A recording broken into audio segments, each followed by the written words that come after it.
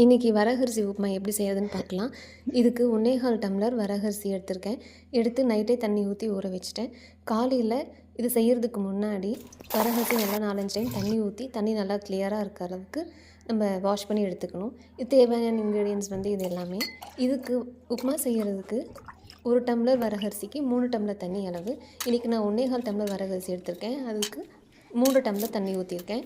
Next அடுப்பு பற்ற வச்சுட்டு குக்கர் வச்சுட்டு இதுக்கு பட்டை, கிராம்பு, அன்னாச்சி பூ, பிரிஞ்சி இலை இது எல்லாத்தையும் போட்டு நல்லா ஃப்ரை பண்ணிவிட்டு நெக்ஸ்ட்டு கட் பண்ணி வச்சுருக்க மீடியம் சைஸ் வெங்காயத்தை போட்டு நல்லா ஃப்ரை பண்ணிக்கோங்க. அதுக்கப்புறம் தேவையான அளவு கருவேப்பிலை சேர்த்துக்கிட்டு 1 டீஸ்பூன் எண்ணெய் ஊற்றி நல்லா ஃப்ரை பண்ணி வச்சுக்கணும். நெக்ஸ்ட்டு கட் பண்ணி வச்சுருக்க ஒரு தக்காளி ஆட் பண்ணிக்கோங்க. நெக்ஸ்ட்டு பச்சை மிளகாய், இஞ்சி சிறுசாக கட் பண்ணி வச்சுருக்கேன், அதையும் சேர்த்து நல்லா ஃப்ரை பண்ணிக்கோங்க. நெக்ஸ்ட்டு தேவையான அளவு உப்பு, கொஞ்சம் தேவையான மஞ்சள் சேர்த்துக்கலாம், நல்லா தேவையில்லை சேர்த்துட்டு நல்லா ஃப்ரை பண்ணி மீடியம் ஃப்ளேமில் வச்சு நல்லா ஃப்ரை பண்ணிக்கோங்க.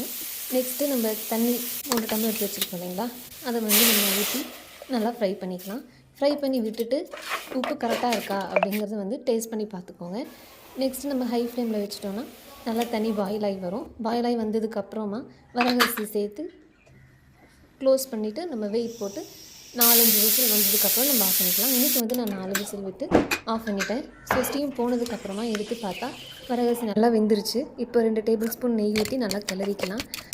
வெயிட் லாஸ் பண்ணணும்னு நினைக்கிறவங்களுக்கு இது நல்ல ரெசிபி. ட்ரை பண்ணி பார்த்துட்டு எப்படி இருக்குன்னு கமெண்ட் பண்ணுங்கள். லைக் பண்ணுங்கள், ஷேர் பண்ணுங்கள், மறக்காமல் சப்ஸ்கிரைப் பண்ணுங்கள்.